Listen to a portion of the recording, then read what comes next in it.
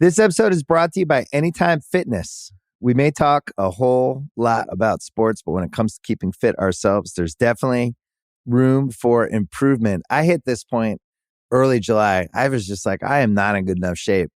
I started trying to walk at least 15,000 steps a day or hiking or just anything to keep my legs moving. Now it's the end of 2023. I feel great.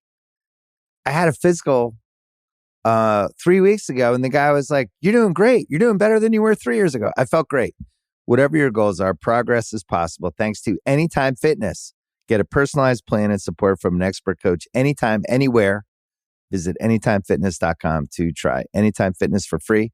Start to train for your life. Terms, conditions, and restrictions apply. See website for details. This episode is brought to you by Atlassian.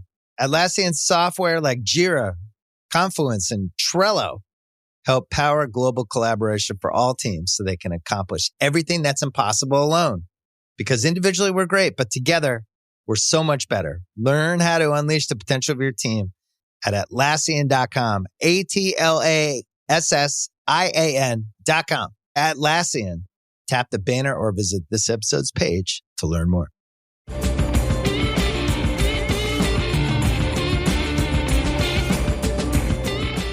Welcome to The Ringer Beyond the Arc on FanDuel TV. My name is Kevin O'Connor. We've got a loaded show today talking NBA playoffs, so let's get right into it.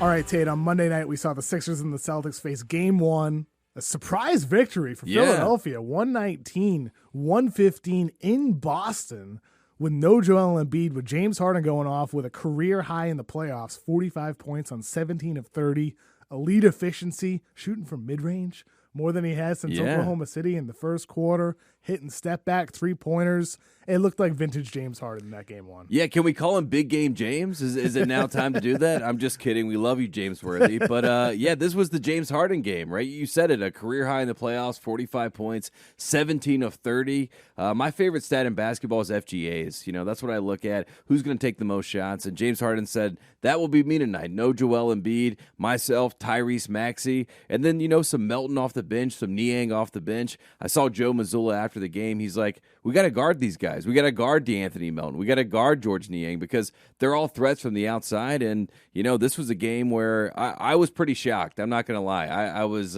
especially when James Harden hit that deep three late, it felt like a lot of demons kind of came off his back. And, you know, like I said, this was James Harden's moment. But he even yelled to his team when they were celebrating, it's just one game. It's just one game, KOC. And he's right. It is just one game. Joel Embiid's supposed to potentially come back on Wednesday night.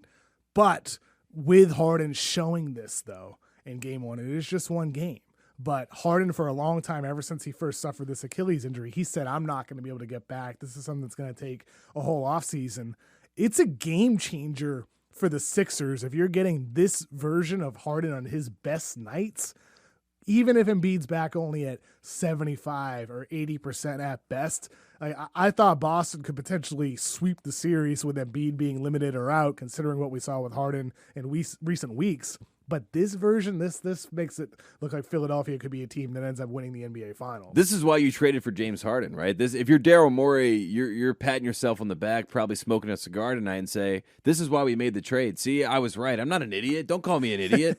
I did this for a reason. And James Harden is a certified MVP. He's been there before. I think the most encouraging part, right, if you're the Philadelphia 76ers or a fan of the team, is that B-Ball Paul, right? I mean, 10 points, 13 rebounds. He was great in this game. And I have to point him out because I think he was a big part of what, you know, kind of led the Bucks to a title in 2021. PJ Tucker takes no field goals in this game. I talked about FGAs, but defensively, as he is prone to do, has an amazing game, switching on everybody, causing havoc, wreaking havoc, whatever you want to say, however you want to describe it. This is PJ Tucker at his finest. And when Philadelphia plays with that gritty toughness and they play connected, they're a scary team, and like you said, you can add an MVP even if he's not 100%, and that makes them even more terrifying because he's a matchup nightmare.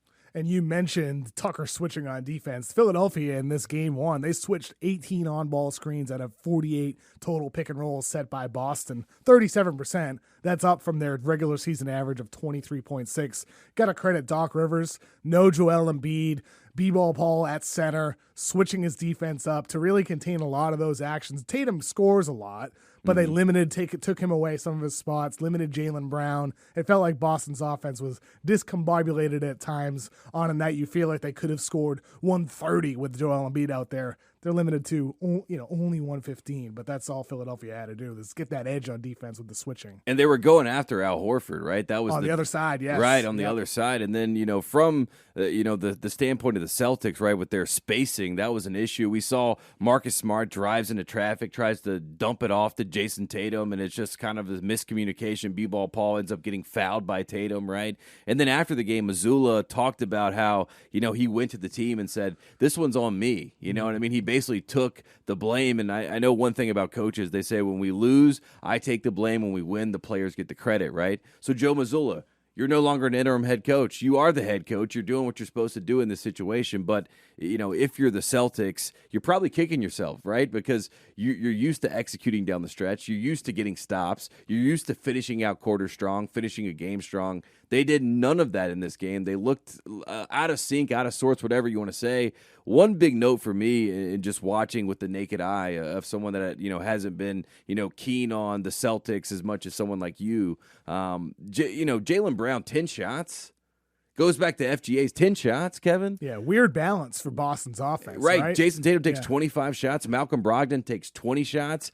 And the snapshot of this game, when I think of this game, it's going to be that possession where the Celtics basically play hot potato with each other. They're all trying to get a great shot when they had multiple good shots. And then the final snapshot is Brogdon throwing the ball to Maxey as the shot clock runs down and Maxey goes and gets the dunk. And that was the first right? The whole crowd, Sure. in TD Garden, they're like, wait a second, this isn't a part of the script. And it just felt like Boston was not Boston. They were not the Celtics team that we've seen all year. Well, and that's part of it. You mentioned it in passing there, how the Sixers targeted Al Horford. It feels like Boston's defense last year, they make the NBA Finals. They got Al Horford playing at an elite level. Time Lord, Tatum, Brown. Yeah. They had an all-time great defense last year through portions of the season. Atlanta last round, game one now against Philadelphia. You're seeing teams go at Horford, who's older, maybe a bit fatigued. In game one, they brought him when he was on the floor. They brought him into a pick and roll, 63% of the pick and rolls that they ran. That's a lot of Harden. They're targeting Horford as the weak guy. They scored 47 direct points off of those. That ties the highest mark of the entire season against the screener defender. Jokic, when he was, in coast mode in March, was the previous high during the regular season. Some would say he was tanking the MVP. It did seem like it. That's what some would say. That's what I thought. Tanking MVP, saving energy I in the playoffs. think Jokic did not want to win the MVP. But Horford is not taking a game one, and yet course. they're going at him. It feels like Boston's defense, coming from the elite marks that they put up last year, feels like they've slipped a bit. How does that affect them in the finals race conversation right now? Well, I think Boston, like you said, the first red flag was when they don't wrap up that series. Anytime that you let a series get extended, first you open yourself up to injuries, and second you kind of show a chink in the armor, so to speak. So in general, that was my first red flag with Boston. Then you come into this game, and they started hot. They started like they had, Jason Tatum had a big dunk early. The crowd's going crazy. You're like, as expected, the Boston Celtics are going to blow out the Sixers without Joel Embiid. But when you let the road team hang around, as they did in this game, and you don't execute and you don't play with a sense of urgency, the belief starts to grow, and B-ball Paul and the rest of the guys, the bench players, the role players, Tobias Harris's of the world, yeah, of course, the guys that aren't usually going to show up on the road say, hey, we got a chance in this fourth quarter, let's go out and steal one. Game one's always the game to steal in any of these series, so they get the job done. I'm not completely, I'm not going to smash the panic button right now and say, Boston is no longer the favorite to go to the finals. I think they're going to be all right.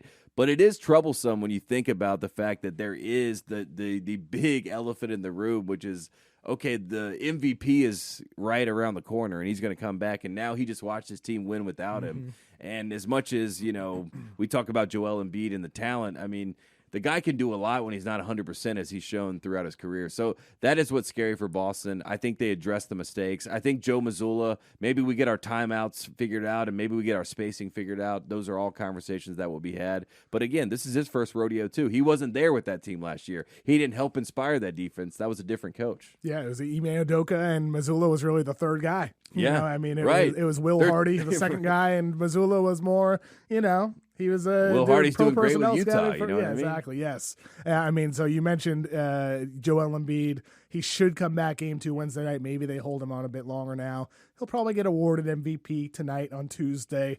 Nikola Jokic, we see him lead the Nuggets to a 2-0 lead in game 2 over the Phoenix Suns. For all this talk about, including from me on my podcast, it happens. We all talk about it. About how the Suns can pick and roll the Nuggets to death. They're just going to keep going at Jokic.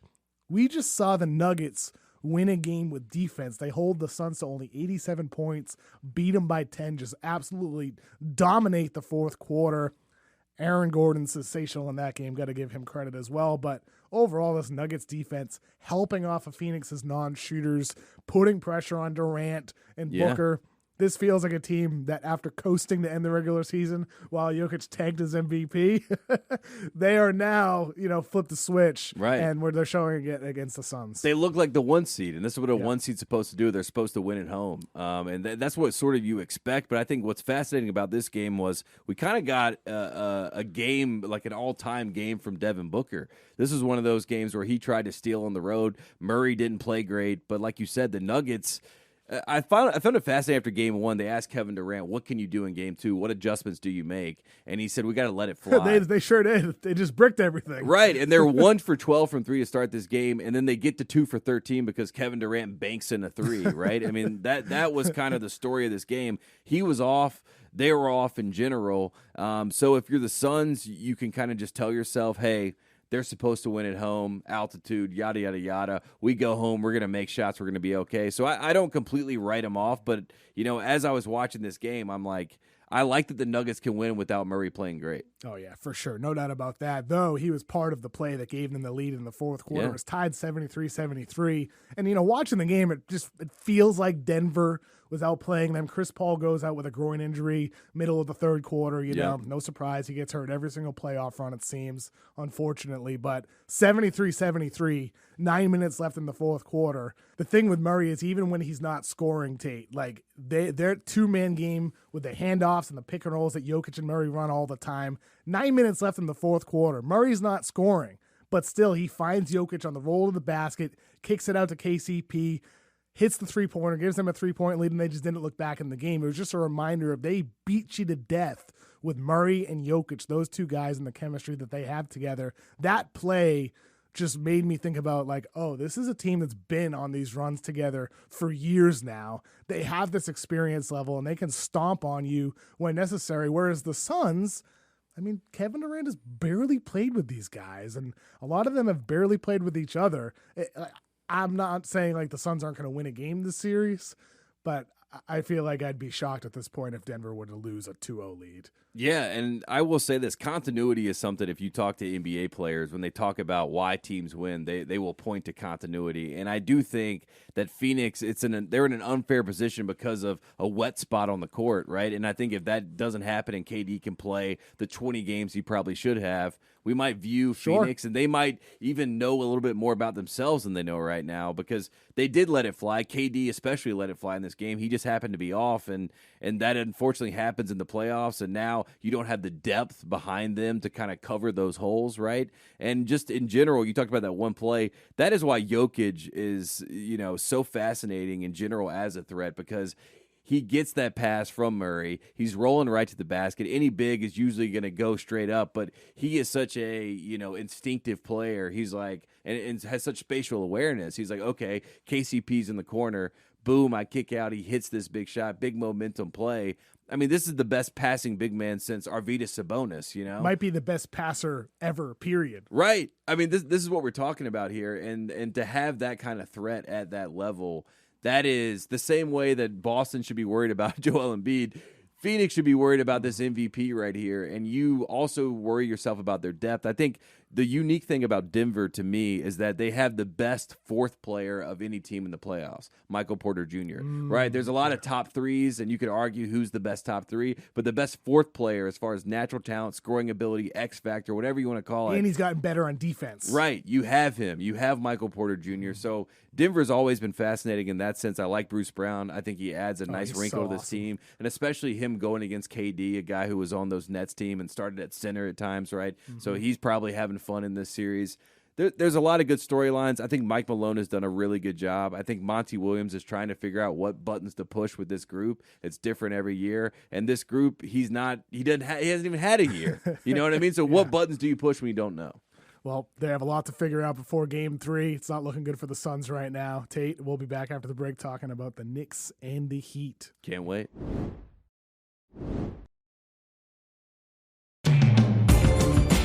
All right, we're here with Van Lathan and Tate Frazier talking about the Knicks and the Heat. We saw Game 1 over the weekend. Miami won 108-101. Disappointing game from the end there from the Knicks perspective. You see Jimmy Butler get hurt, 5 minutes to go. Knicks at that point do nothing to attack Butler on that side of the floor. That was my main thought. Tate, what's your Game 1 takeaway from Knicks Heat? Yeah, my big takeaway is basically Pat Riley is he's winning the war right now. You know what I mean? This is Pat Riley has a lot of grudges in the NBA, one with the Knicks, and he is enjoying being up there with his Miami Heat. And Jimmy Butler, the best decoy in the playoffs so far. I don't know how that worked. You see him practicing his three-point form, standing in the corner while play was happening? Yeah, that was wild. And like you said, I mean, I think Tibbs is one of my favorite coaches. I know he gets a lot of grief and gripe, throughout the years, but I think he's a really smart coach. He likes to attack matchups. I don't know what happened down the stretch because there were multiple times where it felt like Jimmy Butler, they weren't trying to attack him even though he was hobbling around the court. And for whatever reason, I mean, the Miami Heat were able to survive. And I guess I shouldn't say for whatever reason. The one reason was Kyle Lowry, right? I mean, he was the difference. Yeah. Playoff veterans come in and make playoff game-winning plays. And he's been there before. He's done it before. I think the interesting situation for the Knicks, to me, did the Knicks miss Julius Randle in this game? I think they did. Yeah. The shot creation. I think they missed Julius Randle in the game. And as much conversation as there's been about playoff Julius Randle and the limitations that his game has in the playoffs, I saw a clear hole there with a big body, athletic body, somebody that could create. And so, in a way, it made you appreciate kind of what the team is when they're fully formed, even when he's not playing his best. And look, man, I don't know what the Heat have bottled up, but goddamn, like the best way to describe it. Like Right. The Heat are finding ways to win basketball games. It makes no. I thought that this was for sure the Knicks.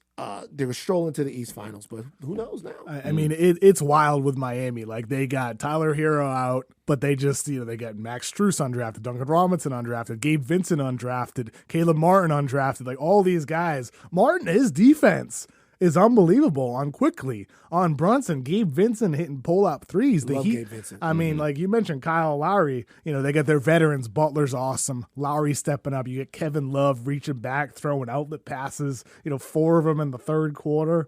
They got contributions across the roster, but, it seems like for Miami and Spo, like you mentioned, Tibbs is one of your favorite coaches. He's a lovable coach. Yeah, I'm not sure he's one of the best coaches. Yeah. I mean, Spo is probably the best coach, Yes. right? And we saw in the first series, it was great because you go up against Bickerstaff, and Bickerstaff's in a situation where he's trying to get young guys to buy into playoff basketball. Tibbs looks great. We're all talking about how amazing he is. He's running circles around Bickerstaff and the Cavs. But now you go against Spo, and they're baiting guys into things. Like, they're pushing in transition. Jimmy Butler, that outlet pass from Kevin Love, an amazing moment in this game. And it just kind of showcased why Spo is so amazing. And now I think I saw he's top 5 in playoff wins all time. Yeah. I mean, it's crazy. I just remember a time on the internets when everything Spo did was wrong.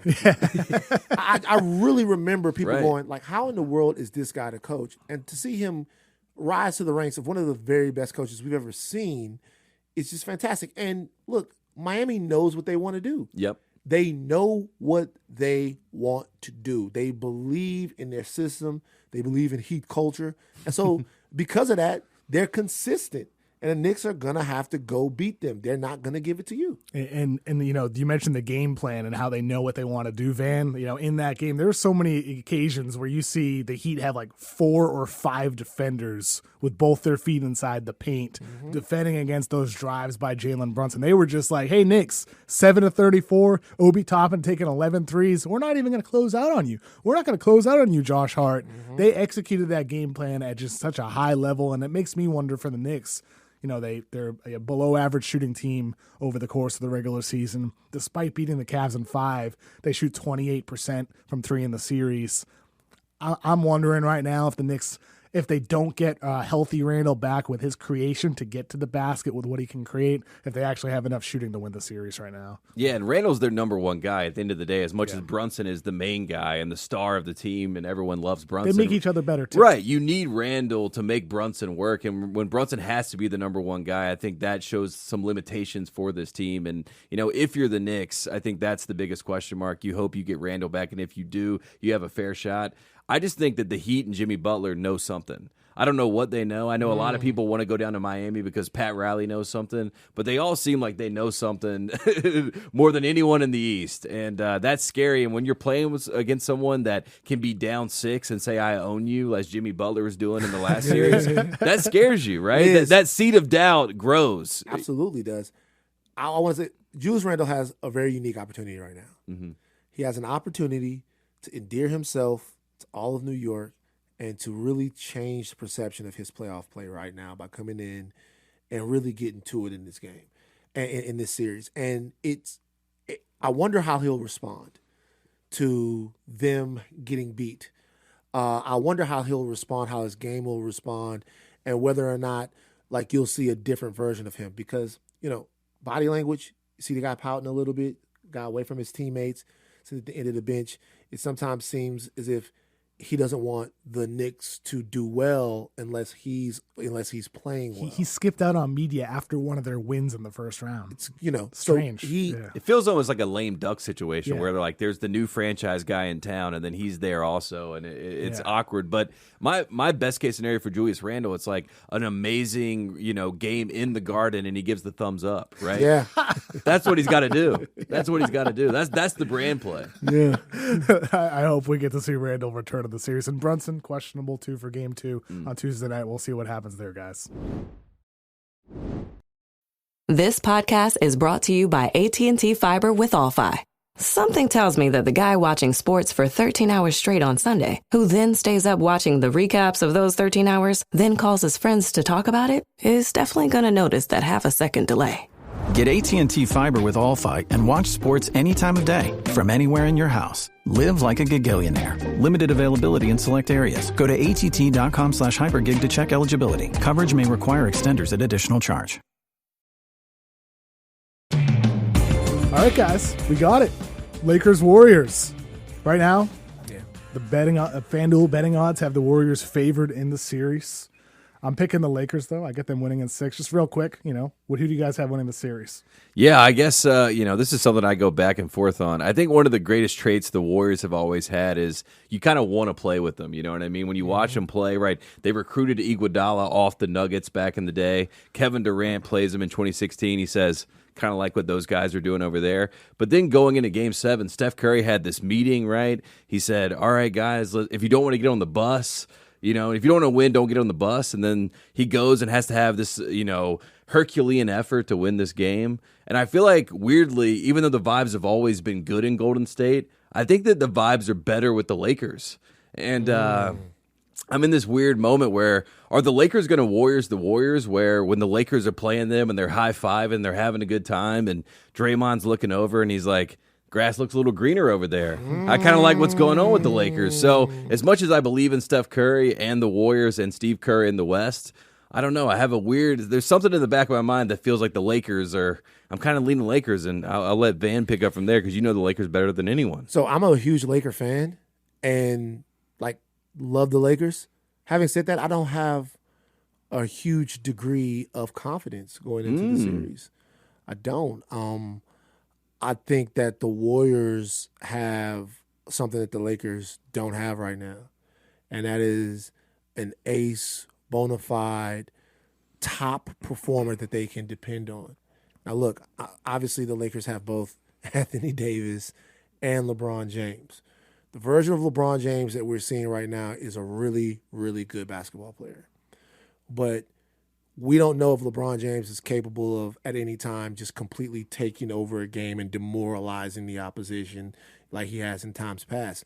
And although Anthony Davis is maybe the most talented guy on either team, he just goes in and out of that same dominance. If you get really good contributions from Klay, and if some way Jordan Poole figures out what his game in the playoffs is, it's going to be really hard to beat him. Now, I'm going to pick the Lakers because I'm a Laker fan, and I think that there's some interesting things you can do. I think that you can put Vanderbilt on Steph Curry. Yes, and pick him up full court. And pick him up full court. Or Dennis Schroeder, if you want to go smaller. If you want to go smaller, Dennis Schroeder, I think there's some things that they can do. But the question to me, and this is very vague, and I know all the analytics heads are going to like really get fucking pissed off, but does this Laker team have the it thing that they're going to need to really get over the hump in a series against a team that is not ever going to fold? Because they've been there. And that's what we'll find out. And I think that's fair. I mean, we just saw Steph Curry drop 50 in a Game 7 on the road. I mean, it was a historic performance. But is the it thing for the Lakers the fact that, you're right, Van, like LeBron is not that dominant force where he is like head and shoulders the best athlete on the floor that he once was. We've seen him pick his spots. Game 4, he drives past Xavier Tillman to hit the game-tying layup. He hits 2 big layups in overtime to win the game for them. We've seen Austin Reeves have big moments. Game 1, end of the game, AD and LeBron, they're just passengers watching him run pick and roll over and over against the drop defense of Jaren Jackson. We see Rui have big moments. D'Angelo Russell have big moments.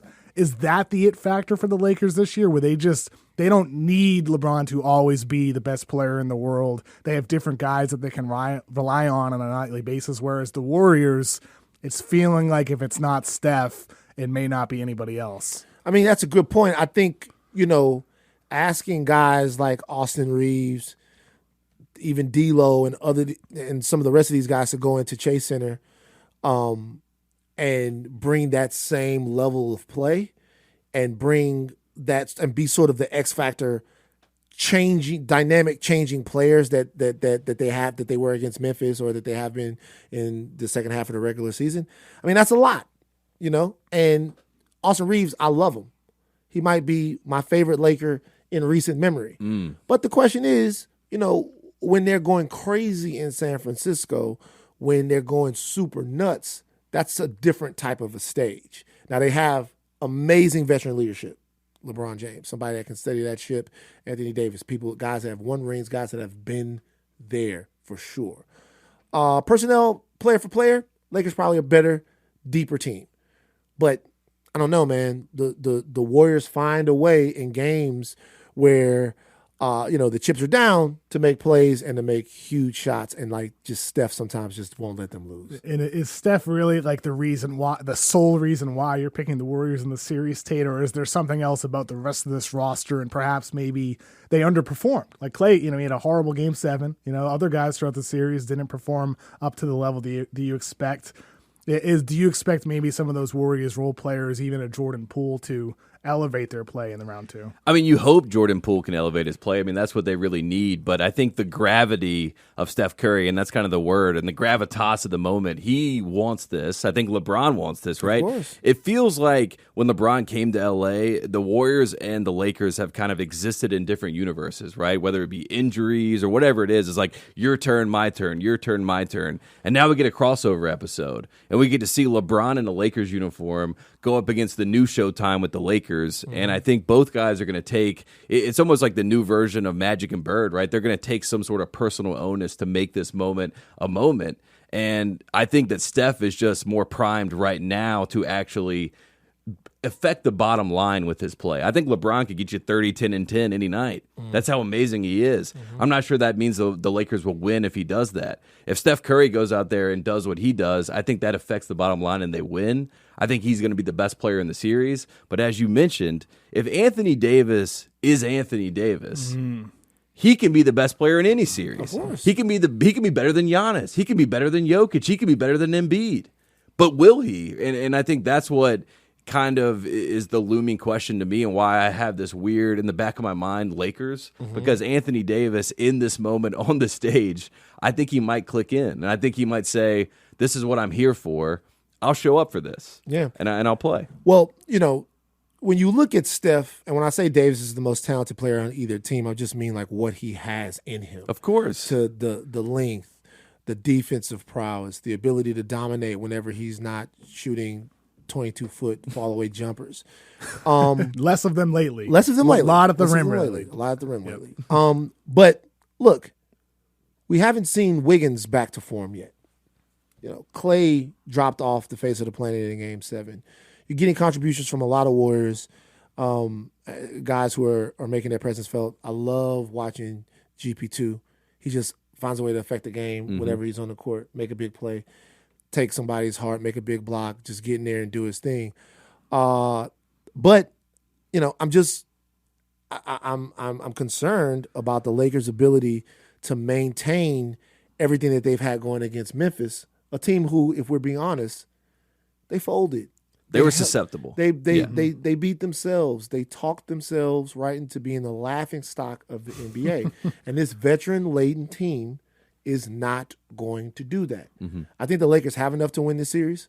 I think that they will win this series. But this is actually a monumental moment to me in NBA history. Right. To where you have LeBron and Steph in kind of a legacy battle here. Fifth battle. You have these guys in a legacy battle with, everybody on the backside of 30 with an opportunity to kind of stamp who's running and who has been running shit. And I think they both know that. And they both kind of have their own argument, right? Because LeBron is the first one to come back from 3-1. Steph Curry is 3-1 against LeBron in the finals, right? So they kind of have like in the world of stands that we live in now, like the LeBron stands and the Curry stands. Like I said, they've been in separate universes talking about the theoretical and the hypothetical. And now we have the reality. And now we get to see it. And it's honestly unfortunate that it's going to be this one series that can dictate those legacies, but that's kind of the world we live in, and that's what the expectation is. It's games like what Steph Curry had in Game 7, 50 points on the road in a Game 7, dribbling more times than you ever have in your history, shooting more times than you ever had, after telling your team that you're not going to lose.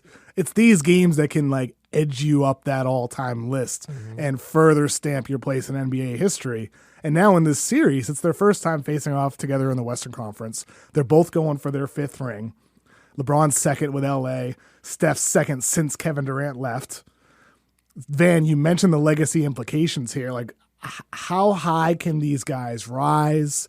Obviously, if LeBron James wins this year and he wins a couple of more chances, he gets to 6, and you start looking at the entire thing, then you start having a conversation about, all right, how do you judge what the greatest is? Is it how much you accomplished or how dominant you were at the best version of yourself? Greatest peak versus the longevity aspect. The greatest peak, the greatest single operator, the most destructive force versus how long were you great? If the argument is how long were you great, nobody has it's him, it's Kareem maybe, but really it's just LeBron. Yeah. And so another championship will go a long way to kind of figuring that out, okay? The Steph thing is interesting, because Steph is about to start getting into some conversations that are really going to hurt people's feelings. Right. He's about to start. Steph is threatening the hallowed and holy hierarchy of the NBA top 10. And to me, guys like Shaq, guys like Olajuwon, guys like Tim Duncan, guys like Kobe. Kobe is my favorite athlete of all time. It's not even close. But if you're being objective, we're getting to a point now to where Steph still has a lot of these guys in his targets. And it doesn't seem like he's slowing down that much. He's 35, but his game should be pretty good for a couple of more seasons. And if he throws another chip on there and he gets to 5, that ties him with Kobe, that ties him with Duncan, that ties him with Magic, you really you have to start asking some hard questions, and somebody's going to get kicked out of that top 10. I feel like all of those guys, including Bird, which Bird has to be in any NBA top 10 because of what his game means to the story of basketball. But we could have a conversation right now about who's had a better career out of Steph Curry and Larry Bird, right? So just he's really in a real way going for the all-time greats, the Mount Olympus of the NBA. And the crazy thing is, like you said, he's still in it. He's 35. We just saw him drop 50. He feels like he's still at his peak powers right now. Like Steph is, I mean, I don't want to say he's necessarily the best we've ever seen him, but it feels like he was the best we've ever seen him for one game. In that game 7 versus the Kings, like he's got a long way he can still go, Tate. And what do we say about every player? Like, how do you extend your career, right? You learn how to shoot the basketball. What did Vince Carter do? What did Jason Kidd do, right? They learn how to shoot the basketball. He's the greatest shooter ever, right? He doesn't have to do anything because he can go all the way back to half court if he has to and shoot, and it probably is a good shot, not for anybody else, but for him. And when I think about it positionally, I think that kind of demonstrates why Curry is such a wrench in the conversation. It's because is he a point guard or is he a shooting guard? Because if he's a shooting guard, now it's like, is Steph Curry in the conversation with Michael Jordan and Kobe Bryant as the best shooting guard ever? If he's a point guard, well, what is it to Magic Johnson? What is it to John Stockton? Like, what does that conversation look like if he's the greatest point guard ever? The truth is that he's neither one. And Don Nelson, when he drafts him, he says, I want this shooting guard to play point guard. And I think the conundrum of Curry is positionally he makes no sense. He is an enigma of one. He is special, and he is going to break the brains of all these basketball historians because you can't put Steph Curry in a box. He is one, and you can't explain it any other way than he is an all-timer, and he changed the game, right? When you talk about innovation, he's one of the top guys you talk about, right? As far as the innovation of basketball, he changed everything, and he could only do it as himself. We've all tried to copy it. We've all tried to do our own version of it, but it's really one guy that can do it and do it right, and it's him. The thing about him is, and when you watch the games, it's interesting to watch. So everybody has a rhythm in which they play basketball in, right? You have a rhythm on offense. You have a rhythm on defense, right? So if you're guarding Shaq is going to go down there. He's going to dug in, and you start to think, hey, the ball's coming. Like, the ball's coming. So you're tensed. You're ready for what's going to happen in case Shaquille O'Neal gets the ball because he's in a scoring position. Steph takes advantage of the fact that guys lose focus on his skill set. And I don't know how it still happens, but it does. An NBA game is a long contest. And sometimes you see him play in his rhythm out of the defender's rhythm. Meaning the ball comes up, I stop, the guy looks around for a second, boom, the ball's up.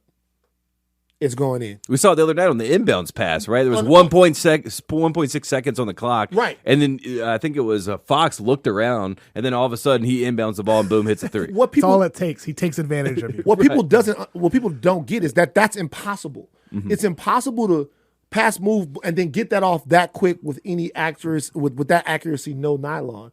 So really, he's found a way to like manipulate the ebbs and flows of a game to a point to where it's really demoralizing the way he does you. Right. Like they are ready to explode. They got the beam lit.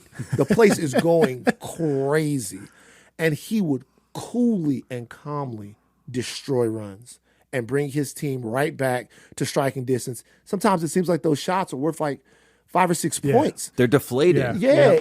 Heads go down when they go in. Like you cut the deficit to 5, and then it's 8 all of a sudden. Yeah, because of who he is. He's shooting from 30 feet away. And these are shots that like guys expect them, but like they still don't. Yeah. Like one of my favorite clips ever is remember when Steph hit the big shot against the Oklahoma City Thunder? 2016. The double bang. Yeah. The double bang? Yeah.